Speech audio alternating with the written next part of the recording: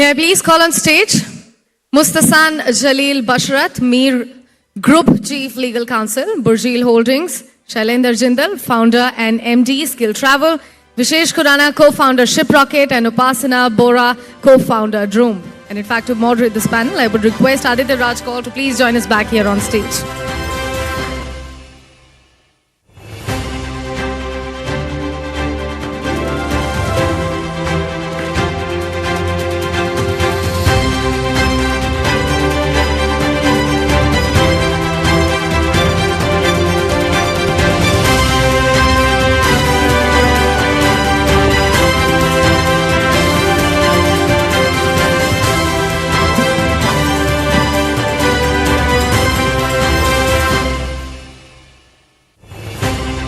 Ladies and gentlemen, welcome once again. A very important discussion that we have been deliberating in our drawing rooms and boardrooms about startup culture and also the Indian startup arena, which has now witnessed a steady growth.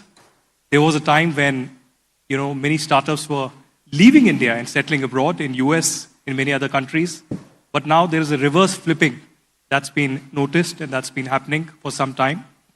And there's a growing number of Indian startups that are now emerging, and there are investments that have been happening, but there have been regulatory hurdles also. But there are others who say that the market seems to be shifting in many ways. What are the kind of opportunities that are there? And at the same time, how do we strengthen and accelerate the Dubai-Delhi corridor for the startup ecosystem? Let's explore these opportunities and try to know how we can push this further. I can now begin with Mustasan to understand how is Dubai or UAE emerging as a hub of ecosystem of startups, especially when we speak about the regulatory challenges. What are the kind of hurdles that one faces, and how do we try to build on this Dubai-Delhi corridor? Thank you so much. So, in Dubai, the ease of business is very advanced compared to most of the countries. That's why we have seen a global shift in economics from London to Dubai, from US to Dubai. We are at par, and by we I mean Dubai. We are at par with Singapore, Tokyo, and all the other big economies of the world. And Dubai is emerging as a strong currency, and Dubai is emerging as one of the most sought-after destinations globally where people want to settle, develop businesses. So in Dubai, as an example, if you just Google how to create an entity in Dubai, you will see advertisements create an entity within 60 seconds as well. I don't know how realistic that is, but from a realistic point of view, I have done startup incorporations in Dubai in a matter of 2 hours. Be it with regulators, which are in free zones, or whether mainland entities. In terms of developing a linkage between Delhi and Dubai, this is something that needs to be resonated back home in Delhi. Ease of doing business has to be there, leverage.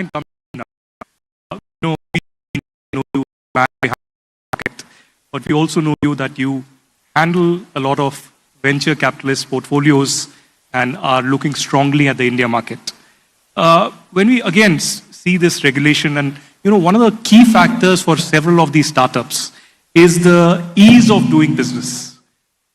When we speak about ease of doing business, what can India perhaps learn or imbibe from the culture that has been established in UAE?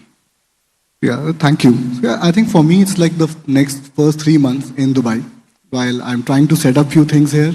the first thing I learned in terms of ease of business was the digitization. So the processes from setting up a company, I'm working with ADGM on a lot of things. I don't really have to be physically present for so many processes which in India you still have to do that physical wet signatures. Even things like simple like lease. I just signed a lease a couple of hours back while I was sitting here. The digitization is helping amazingly fast. The other is the incentive programs that they offer. I think there's a lot of incentives for everyone in the regulatory side to actually help you and make your life easy and fast, which is, yes, one thing we can definitely take back and in terms of adoption. It's been a great experience for me in terms of how my interactions with the regulators have been. It's never scary. They definitely reach out. And in fact, they are following up. Do you need something else? Because it's in their incentives to help us get this up and running. Yeah, those are a few things my first hand experience on setting up the fund here, setting up a company. Even as Shiprocket goes public, I'm thinking of setting up the family office side here. While India gives you scale, I think Dubai gives you the global access that I need to take the money and invest outside India as well. Right. Shailendra, you are in the travel sector, and there's a boom that's been happening in travel in India, abroad in several countries, in UAE, setting a benchmark in many ways. And post-pandemic, there was this travel with a vengeance that was really happening. Is that something that you completely agree with and have been witnessing? And especially, when we speak about the, experiential market of traveling, and you've been creating a benchmark in India in terms of catering to perhaps the 100 richest families, experiencing perhaps UAE in a very different way than an ordinary person would. How do you see this emerging, and how do we build this between India and UAE? Yeah. So first, coming to post-COVID, which we all know was a very difficult period for the entire travel industry. And I think we say God is there, so it bounced back. It helped people realize that dreams have to be fulfilled. And to fulfill dreams, you need to get out of your house or move out of your house to, get to better places, more developed places, and countries and cities like Dubai who's supporting the ecosystem, the startup ecosystem. So from when business travel takes seat, business means growth for any economy. Today, our country, which is India, Dubai, UAE, are all growth driven. It's all the mind space which has been re-engineered towards growth. So today when we talk about growth, growth comes from top and the bottom. So young population, people who strive to create a difference in their life, that's what makes them different in today's day and age. So today youngsters are encouraged by the experienced professionals to come out and innovate. So while they want to innovate today, even in travel or other spaces connected to travel, I will also touch a few points there. It is important to realize that without technology, without innovation hubs like the IFC and Abu Dhabi Hub 71, today it's not easy. Indian government is also doing everything possible to support the young startups ecosystem. Now, let's take simple. E-visa was not that popular before COVID. So post-COVID, we see many countries adapting to e-visa. Post that as well. Now, if you see airports, now you see Digi-Yatra, which is one of its kind in India. So today people can zip through the security checks of India. Now even the immigration is following that. Dubai, if you see the smart gates, most of the countries today are adapting to digital, smart, innovative, transformations to make their citizens, travelers' life easy and in other aspects of life. Now coming to the second point about experiential travel. So yes, we all have realized more than before that it's one life. So people who understand the value of limited access experience, that's what I call it, are going for it, are thriving for it, are seeking for it. No more is a first class travel or a luxury suite, counted as a greater experience. So people want to consume the impossible. Now, when I say that, it doesn't mean putting your life at risk. It is about creating that unique environment or the unique opportunity to access the limited access or, the very few who could access as a privilege. That's what it is. Upasana, coming to you, I have just one question for you. Tell us the secret of the room story to the people. And you've been coming to Dubai very often. You're a strategic advisor. You are, of course, an investor. but you're also an architect. So how does an architect visualize more of this collaboration, a corridor that can be set up? And again, as I asked Vishesh, the ease of doing business. And as an investor, as somebody who's in the thick of things, what would be your suggestions to the respective governments in New Delhi, in Abu Dhabi, to perhaps handhold startups, handhold people, and create regulations that are friendly to the startups to really build that environment? Thank you so much for the question, Aditya. So let's talk about some numbers. India has approximately 156,000 startups, 120 unicorns, 500 sonicorns, and then 30 new age IPOs. And we've generated approximately or close to $500 billion wealth from these startups. And these are all led by first generation entrepreneurs in the past 20 years. So if UAE and India join hands or collaborate for this startup revolution, I believe there's an unparalleled cross-pollination that's going to happen.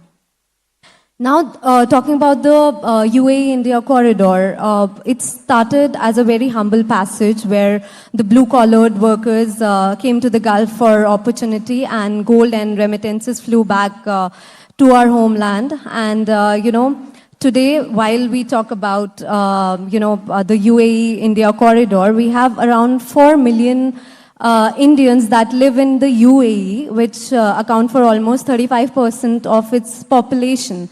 Most of them are still in the essential service sectors like your services and construction. But when I'm talking about the remittances, they are mighty. So we received $125 billion in 2023, and UAE itself accounted for 18 to 19% of it in totality, which makes it the second largest after the US. And everybody was talking about the AI before our panel. So UAE has committed $6.6 billion for AI initiatives, their national AI strategy being one of them. And then they've also invested a lot in the LLMs. And after the SEPA, bond between India and UAE, a lot of investment is flowing in the IT sectors here. And I know all of us here in the panel and in the audience, we love to shop from the supermarkets when we come to the UAE. And we know that the UPI payment is accepted there. So this shows the deep integration, like the financial integration. So for me, what I believe is this is not just a corridor of commerce. This is a friendship for the future. And if we co-authorize it, then we're definitely going to get a very smarter, inclusive, and a globally connected, tomorrow. Yeah. Fair enough. You spoke about the financial integration. So I want to come to Vishesh once again. We know about the UPI, and we know about the financial, digital system that is in place in UAE as well. Do you think perhaps that there could be an instant payment infrastructure that would be developed together by these countries? And also, at the same time, could we expect, fintech startups and MSMEs building that product? For me, personal experience again, we have a product in Shiprocket, the fintech vertical, the lending vertical. And UAE comes with the attractive debt.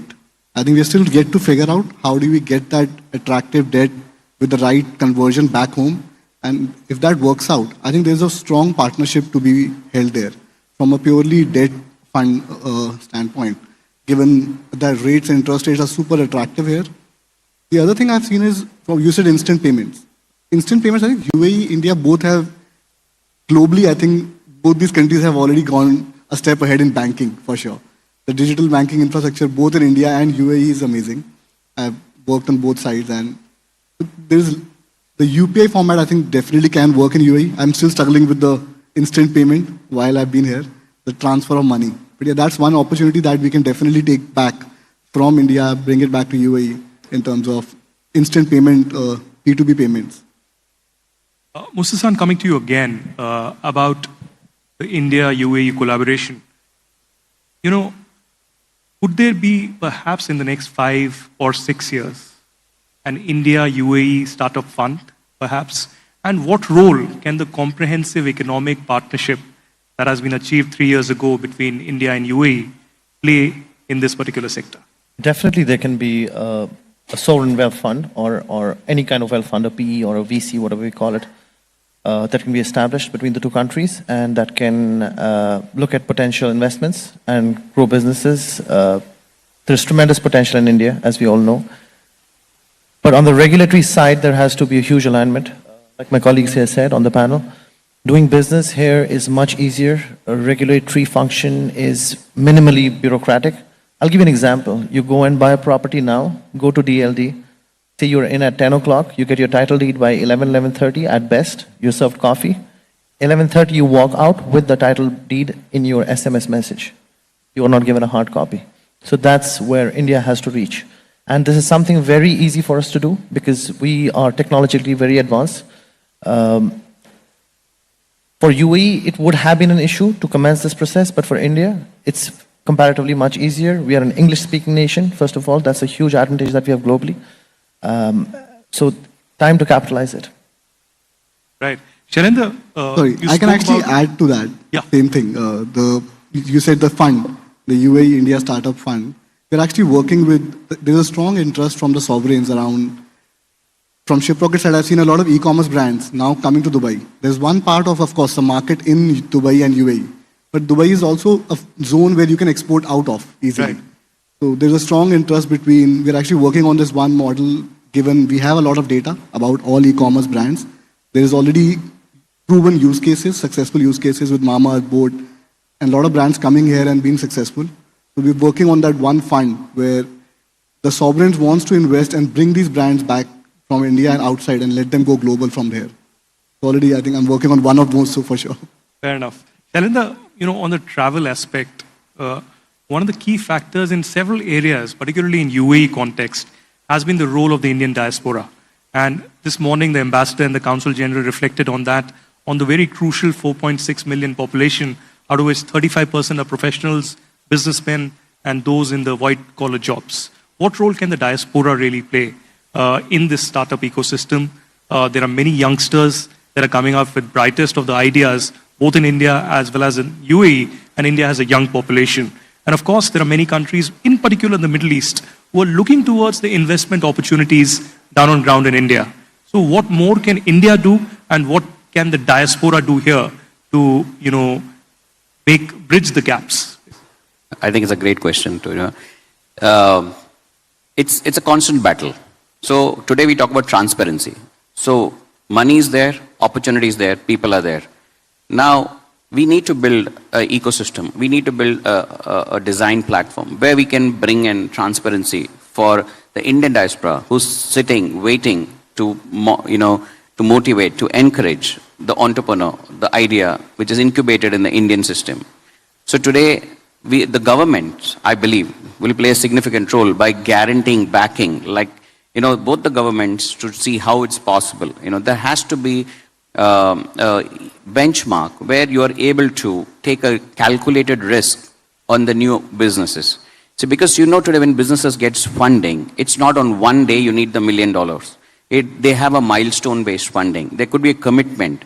And then today it can be drawn. So you could have a professional board whenever there is money moving between, country to country or the reverse. There could be a way and mechanism if Indian government or companies can come up and set up a system whereby there can be transparency achieved on the money's flow and how the money is being used.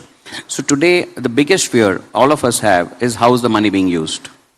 And this is what is the difference I feel one can make. And once that transparency increases, across borders, I think money is waiting to flow because money is flowing. It's only wherever there is transparency, money flows there. If, it's natural to be protective about your hard-earned money. That's my view about this. Okay, more transparency is the secret formula, but Upasana, coming again, I began by speaking about the reverse flipping.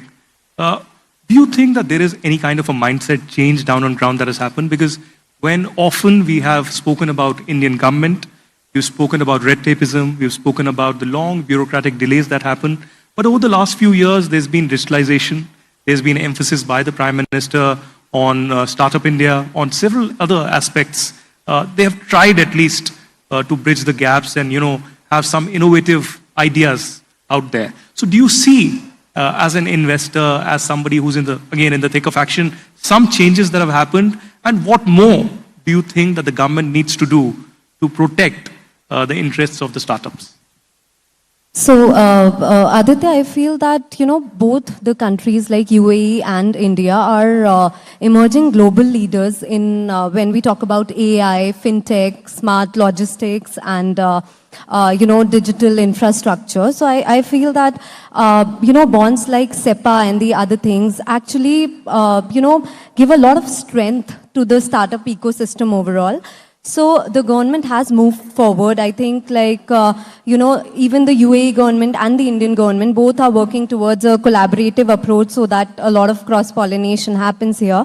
And overall, I think that it's a great path, and we have a lot of investors like Tribe Capital itself that is investing a lot in brands like that. And before our panel, there were panels who were also talking about that, a lot of investment is flowing in, and maybe we see a lot of Indians building up startups here, like the startups emerging or the unicorns emerging out in Emirates. So I feel that it's powerful what's happening, yeah. That's it. We are running out of time, but I have one last question for Mustasan. He's my country cousin, so I have to ask him. Country brother. Yes. So, Mustasan, there have been reports over the last few years that there are a lot of investments that are happening from UAE in Jammu and Kashmir. Is that happening? Is that a reality? Well, something was happening with MR, and surprisingly, the head of sales of MR happened to be Kashmiri at that point in time, on a no-name basis. But I didn't see anything materialize on ground. Hopefully it happens, like we say, inshallah. Well, let's hope so, inshallah, as we say that. Thank you very much to all of you for coming all the way here. Let's applaud them for the ideas that they gave, and thank you again. Hope to see you in Delhi again. Thanks.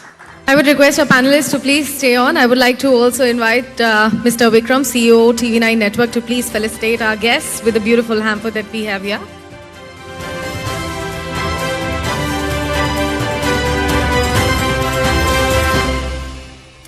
All right, please begin.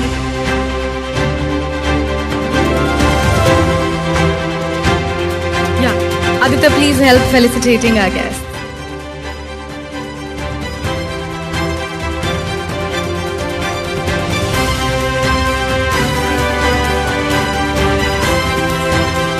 Thank you so much.